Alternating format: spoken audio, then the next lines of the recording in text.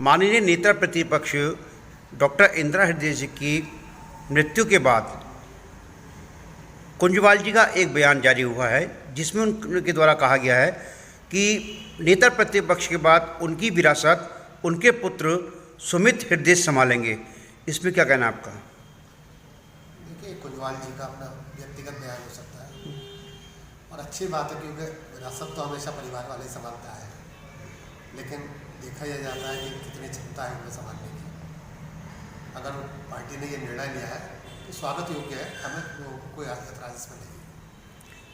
वही बात की जाए, आपका बहुत लंबा जो जीवन है राजनीति में व्यतीत हो गया है, जैसे 2022 नज़दीक है, तो क्या इसमें आपकी दावेदारी होगी? नहीं, निश्चित रूप से हम पहले भी बता चुके हैं, जिसमें हल्द्वानी, जसपुर, किच्छा 3 सीटों पर हम लोगों ने इच्छा जाहिर की है चुनाव लड़ने की।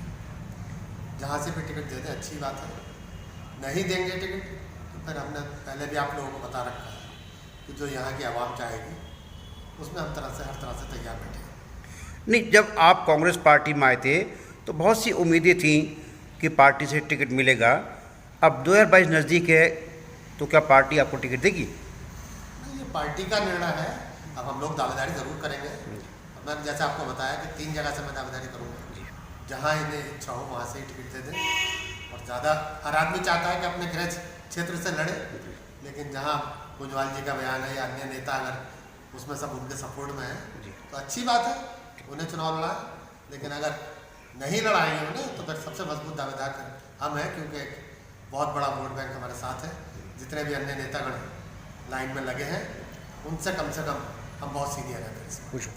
तो क्या ये समझा जाए कि अगर उपचुनाव होते हैं उसमें या पूर्ण चुनाव होते हैं 2022 में, तो मतीन सिद्दीकी जी कांग्रेस के दावेदार रहेंगे? तो देखिए, ये बात सही है कि उपचुनाव होते हुए तो मुश्किल लग रहा है, लेकिन मैं आपको ये बात क्लियर भी कर दूं, अगर उपचुनाव हुए तो मैं उसमें कहीं दावेदार नहीं हूँ, लेकिन अगर जनरल चुनाव समय पर चुनाव होते हैं तो निश्चित रूप से मैं उसमें अपनी दावेदारी करूँगा। मतीन सिद्दीकी के साथ एक ये है कि एक बल्क में वोट बैंक जो है जिस पे कांग्रेस अपना दावा करती है, उसको कहीं ना कहीं मतीन सिद्दीकी के साथ जोड़ा जाता है। इसलिए मतीन सिद्दीकी की दावेदारी और जो कैंडिडेट हैं उनसे ज़्यादा भारी है। देखिए, मैं आपको ये बात बता दूं कि कोई अपना दावा करे, न मतीन सिद्दीकी का उन पर कोई दावा है, न कांग्रेस पार्टी का होना चाहिए। ये तो लोगों की प्यार मोहब्बत है, जो लोग हमसे जुड़े हुए हैं, हमारे साथ लगे रहते हैं, और हम भी हर तरह से उन लोगों के साथ 24 घंटे खड़े हैं। तो इसीलिए कि वो लोग हमारे साथ भी खड़े हैं, और वही नहीं, शहर में तमाम लोग हैं। आप पूरे विधानसभा का दौरा कर लीजिए, मुझे नहीं लगता कोई एक व्यक्ति भी आपको ऐसा मिले जो व्यक्तिगत मेरी बुराई करता हुआ मिले। मतीन सिद्दीकी को एक व्यवहार कुशल नेता के रूप में भी जाना जाता है। इस संबंध में अगर कांग्रेस पार्टी टिकट नहीं देती है तो क्या निर्दलीय लड़ेंगे? नहीं, देखिए, मैंने आपको जैसा बता दिया, अगर टिकट को नहीं देती है कांग्रेस पार्टी तो मैंने आपको बता दिया जो जनता का निर्णय होगा। जनता कहेगी कि निर्दलीय लड़ो तो निर्दलीय लड़ लिया जाएगा, किसी अन्य दल से लड़ने के लिए लोगों की सहमति बनेगी तो उससे लड़ लिया जाएगा। इसका मतलब ये समझा जाए कि मतीन सिद्दीकी अपनी तैयारी पूरी कर रहे हैं, जनता निर्भर करेगी कि मतीन सिद्दीकी को इलेक्शन लड़ना है 2022 में या नहीं। हम लोगों की कोई चुनावी तैयारी नहीं होती है, हम लोग 12 महीने एक से रहते हैं, हमेशा जनता के बीच रहते हैं, जनता से जुड़े रहते हैं।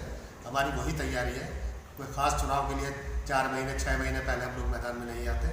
हम लोग बिल्कुल साल के 12 महीने 52 हफ्ते जनता के साथ हैं और हर तरह से उनके सहयोग से रहते हैं। मतीन सिद्दीकी के साथ ये बात भी जोड़ी जाती है कि अधिकारियों में या जनता के बीच जो सामंजस्य होता है ऐसा किसी दूसरे व्यक्ति में नहीं होता।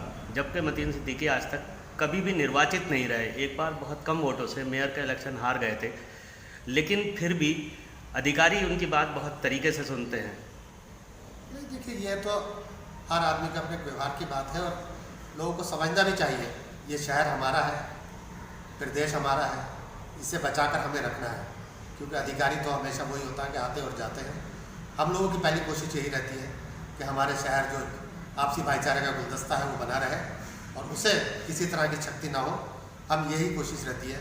इसीलिए जनता भी हमारी बात मान लेती है और अधिकारी भी हमारी बात मान लेते हैं। सबसे एक अहम सवाल, अंतिम सवाल आपसे, 2007 से हजारों परिवारों पर एक तलवार लटकी है रेलवे को लेकर। 2017 में एक स्टे लाया गया था, लेकिन उस पर आगे अमल नहीं हुआ। अभी हाल में ही फिर एक स्टे लाया गया है। तो क्या हम उम्मीद करें 2022 के चुनाव के बाद हज़ारों परिवारों को इस समस्या से निजात मिलेगी? देखिए अतुल भाई, 2007 में भी हम लोग इसमें स्टे लेकर आए थे और 16 और 17 में भी इसमें जो कार्रवाई हुई है वो सब आप लोगों के सामने है। हमारी पहले भी कोशिश यही रही थी कि जो लोग इसमें पीड़ित हैं या जो वास्तव में जगह रेलवे को चाहिए, उतने लोगों को कहीं ना कहीं उनके रहने की व्यवस्था हो जाए, उसके बाद उन लोगों को हटाया जाए। हमारा पहले भी यही प्रयास रहा है, चाहे वो न्यायालय से हो चाहे सरकार से हो, आगे भी हमारी यही कोशिश रहेगी कि बिना किसी को छत मिले किसी को ना उजाड़ा जाए। नहीं, वही बात की आगाह की जाती है। तो अक्सर देखा जाता है चुनावी माहौल जैसे बनता है, रेलवे, ट्रंचिंग ग्राउंड, मालिकाना हक, मलिन बस्ती, इन मुद्दों को एकदम उजागर क्यों किया जाता है?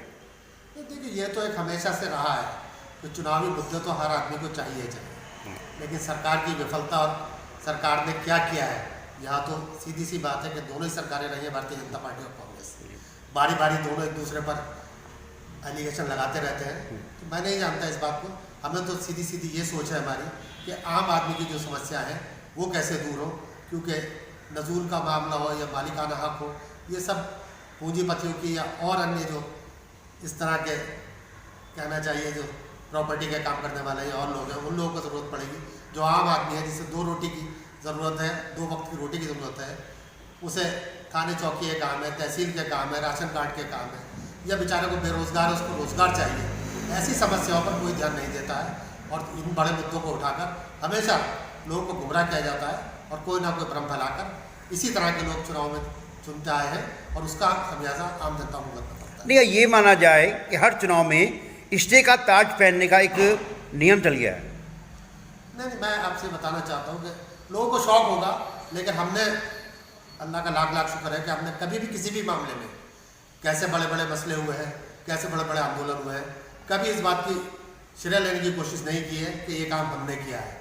हम तो ये जानते हैं कि जो भी काम करते हैं अल्लाह की रज़ा के लिए करते हैं, और ये बात तय है कि जिस काम में आपकी नीयत साफ होगी, निश्चित रूप से अल्लाह ताला ऊपर वाला उस पर मदद भी करता है और लोगों का उसमें भला भी होता है। तो आज आपने सुना हमारे संग हैं हाजी अब्दुल मतीन सिद्दीकी जी, जिनके द्वारा हमसे बात कर रही और हमको समय दिया, इसके लिए हम बहुत बहुत इनका धन्यवाद अदा करते हैं। धन्यवाद।